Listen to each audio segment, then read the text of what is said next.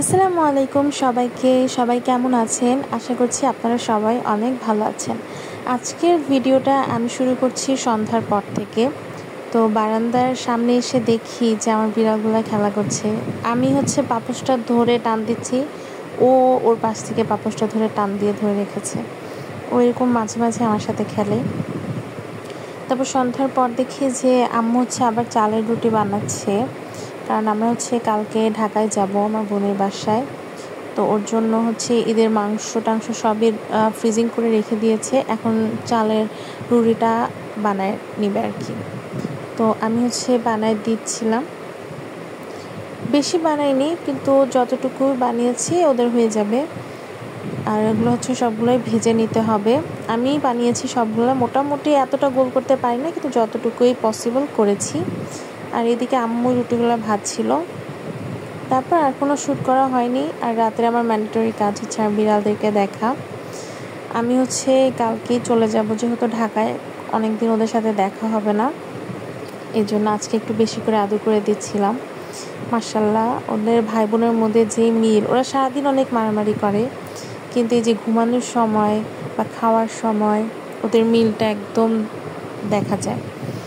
এই যে সকালবেলা একদম 7:30টার দিকে বের হয়ে পড়েছি আমরা। নাস্তাও করে বের হইনি, এই জন্য আর কি কিনে তারপর খেতে যাচ্ছি আর কি।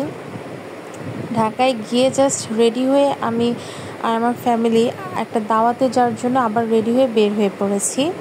আমরা একটা রিলেটিভের বাসায় গিয়েছিলাম, আমাদের একটা দাওয়াত ছিল।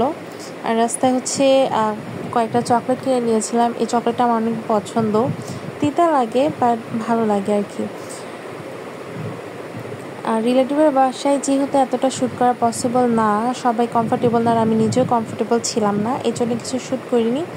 বাট আজকের আকাশটা এত সুন্দর ছিল, শুধুমাত্র এইটা দেখানোর জন্য আমি অল্প একটু শ্যুট করেছিলাম।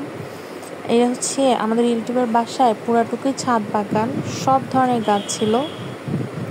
দিন বাসায় চলে এসেছিলাম, যেহেতু আমাদের দুপুরে ছিল, তা আমাদের রাতের ডিনারের জন্য আবার এই খাবারগুলো প্যাক করে দিয়েছে, মোটামুটি অনেক পরিমাণেরই।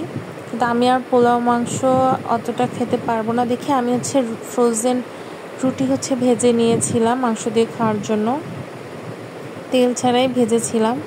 আজকে যেহেতু একটু ব্যস্তময় দিন ছিল, তেমন কোনোভাবেই এতটা ভালো ক্লিপ নিতে পারিনি, এতটুকুই শুধু নিয়েছি। জানি না কেমন লাগবে, আশা করছি তবু একটু হলেও ভালো লাগবে। ভালো লাগলে অবশ্যই একটু লাইক দিবেন আর সাবস্ক্রাইব করবেন। চেষ্টা করব পরবর্তী থেকে আরও ভালোভাবে ক্লিপ নেওয়ার, আরও ভালোভাবে ডিটেলসে ভিডিও করার। আল্লাহ হাফেজ, সবাই ভালো থাকবেন।